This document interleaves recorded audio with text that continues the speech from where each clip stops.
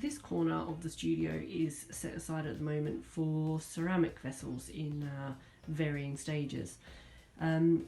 Here are some finished pieces that have been out relatively recently. The ones wrapped in cling film are in various stages of drying. I use a lot of cling film, but it's the same batch for a very long time, and I wash it again and again and reuse it. And this series are the newest ones, which have not been fired yet, so they are drying in various stages. The use of clay has become quite an obsession, which is apparently not at all unusual. I have had a hiatus of around 20 years of working in clay and have come back to it with a vengeance, and I'm just loving every minute of it. There's something about the method and the practical physicality of clay that's very soothing. One has to follow certain rules, a little bit like printmaking, otherwise the material simply won't behave as you want it to. But within that, the variation is extraordinary of what one can do. I like very simple, clean shapes, and then start to develop the surface work in lots of different ways, but the shapes themselves I like to keep clean and simple. Along with the print and painting style of surface work that I do on the clay vessels, I also work with repetitive pattern and free brush strokes sort of in combination, using wax yet again as a resist here, and then repetitive marks which have sort of been etched into the surface with a technique called sgraffito underneath, and here the wax resist which repels what's put over the top of it, and then so the white crosses are the wax revealing the clay underneath.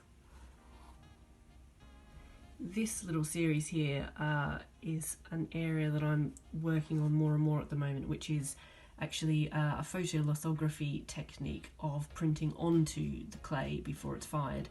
So these images are my prints, my 2D prints are all paintings that have then been copied and transferred onto the clay with a ceramic stain and oil in a transfer technique. These two pieces are unfired, and so the colours are much paler than they will be when they're fired twice and glazed. And these, when fired, become far more like the monotype little microcosm landscapes, and you can see the different sorts of lines and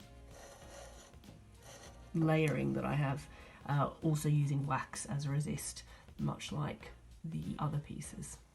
This is a finished vessel like the one beside it, but it has been fired and glazed, so you can see the colour is quite different at the end, and the new vessels are in porcelain rather than in stoneware clay, which the one on the left is. These vessels are more similar to the landscape driven 2D prints.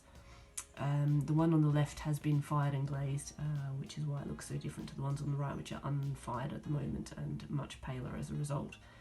The technique for this is to paint on a black coloured clay body called a slip onto the uncoloured clay slab, and I use wax again as a resist to repel the colour in certain areas, and then I wipe and I brush and I rub in and scratch back until I get these little landscapes the way I want them, and I then add in these red trace lines and track lines, and as again crosses over the top, which is then revealed as a thin red line which connects all of them together.